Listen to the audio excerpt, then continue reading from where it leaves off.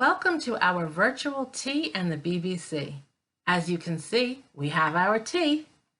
This is Twining's blackcurrant and raspberry tea for Carol and a vanilla chai for me. We also have biscuits and a gluten-free, dairy-free cupcake. Please make yourself comfortable with your choice of tea and biscuits. We watched the TV series Aristocrats, which can be found on Hoopla Digital, a free service provided by your library. Here's how you can find it. Type in hoopladigital.com. You will need your library card then to set up an account. Once you have done that, you can type Aristocrats into the search and the series will come up. And remember, just type Aristocrats, not the Aristocrats, and it's not Disney's Aristocats. There are 6 episodes for this series. Each one is about an hour long. You will use your Hoopla account to borrow each episode individually. You will then have access to this episode for 3 days. You can watch it on your laptop, tablet, or smart TV. This mini-series is a fictionalized account of the life of the Lennox sisters in the 18th century.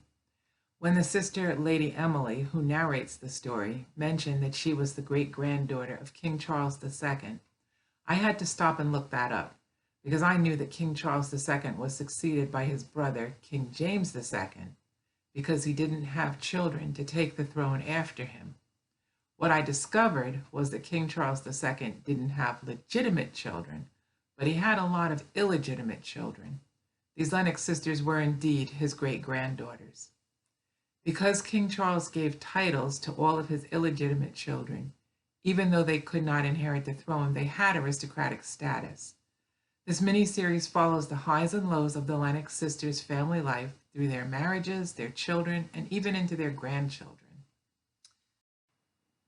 The main characters in this series may look familiar to you. You may be thinking that you have seen these actors and actresses in something else.